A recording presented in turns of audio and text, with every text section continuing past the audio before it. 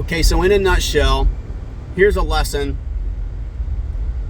that lesson from yesterday, and trying to find the appropriate solution to add consistency. And the thing that you can do, so one of the methods, which in all fairness is a great method and a good idea, and trying to get the body uniform to do it properly in any given method or technique is always going to be a challenge, because the body must be trained over and over, repeatedly and repeatedly, and over and over and repeatedly and repeatedly. And not only does that just require a lot of swings with a club, it requires a ton of exercise and rehearsal movements to exercise the appropriate muscles and body parts to move into the good and right locations, so that as an object like a golf club, which is very light, by the way, and almost can kind of be thrown around a little too rapidly because of the fact that it's so light. And companies are making them light. Why are they making them light? They're making them so that you can swing it faster, swing it. But that's the thing.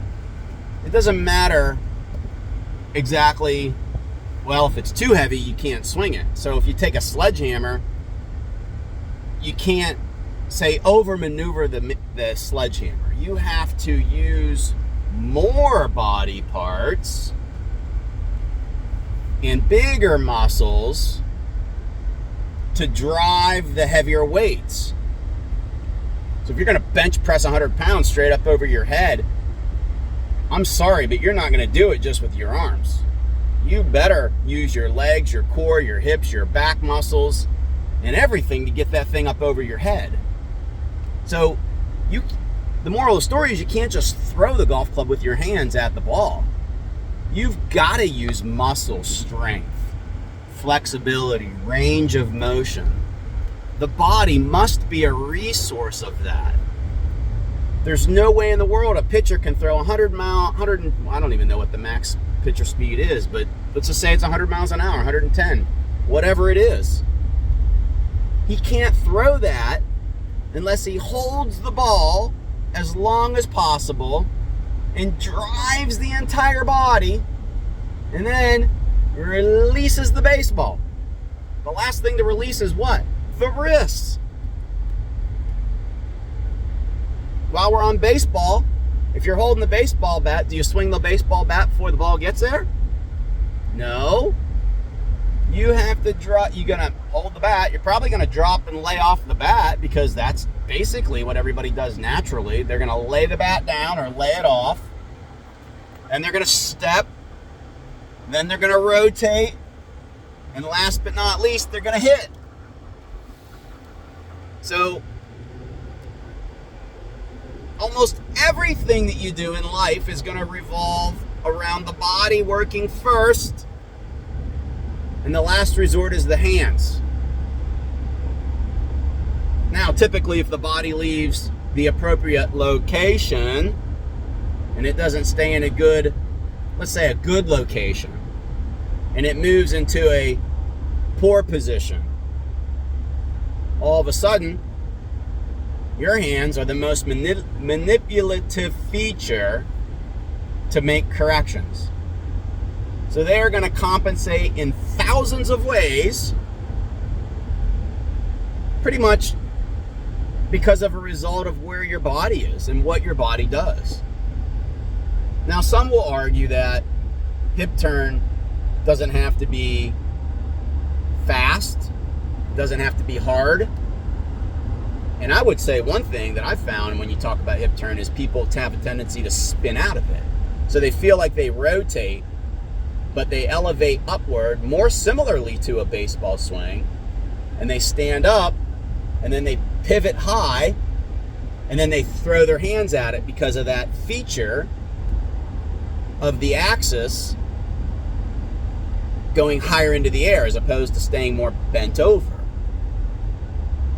typically, if you went on YouTube or you just watched a variety of good golfers out there, you're going to find that they actually increase angle, or they drop a little bit towards the ball, because that enables a little bit more of a pivot and a little bit more of a rotation, and they can open up because of the increased angle of attack as opposed to the decreased angle of the posture. So they're going this way instead of this way.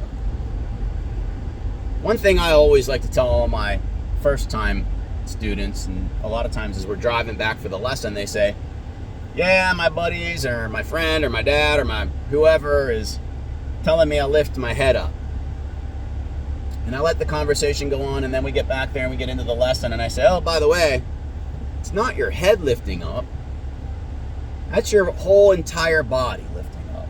Your head is only a connection to your body. If your body rises, your head rises. You're going to try and keep your chin down and tuck. The only problem is you're going to create nothing but a huge, big log jam. And then you don't have anywhere to rotate to. So when the posture is maintained, now you can actually start to allow the body to kind of, in a way, want to learn to rotate.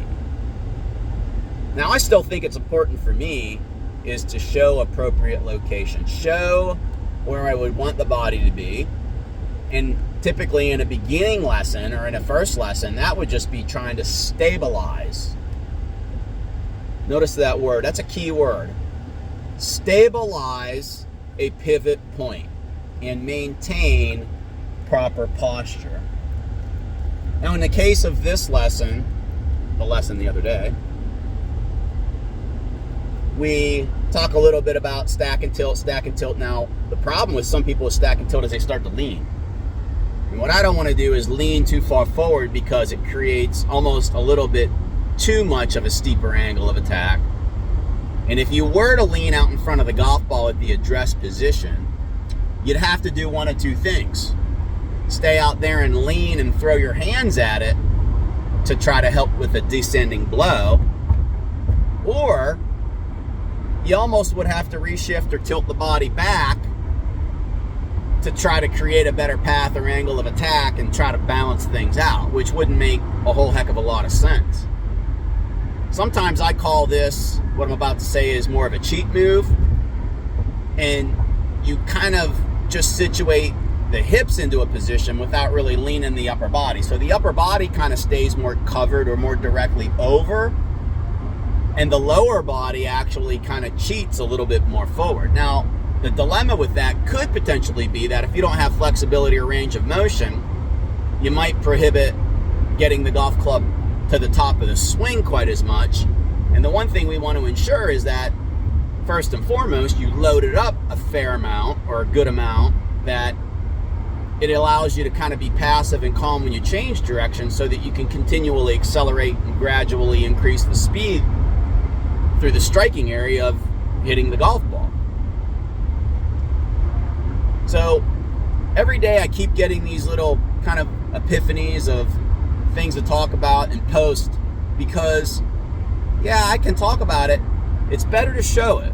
But sometimes if you just take an 8-minute video like this and you hear things through a little bit, for those golfers that are out there and you can comprehend some of these things, you can balance some stuff on your own. But if you can, get a trained eye on it. Get somebody that can really see where you are and what you're doing, and what are you looking at, and what are you trying to fix.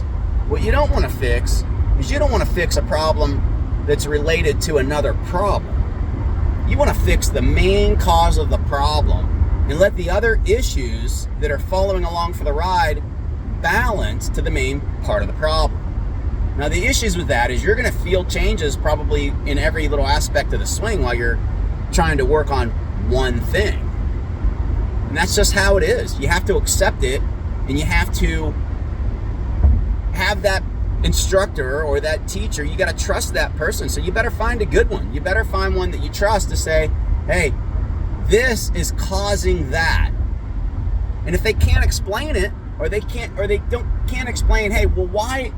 Ask the question, why is this the most important part? And if they can't explain it and it doesn't make sense to you, then go look for someone else. Sorry, but that's how it is.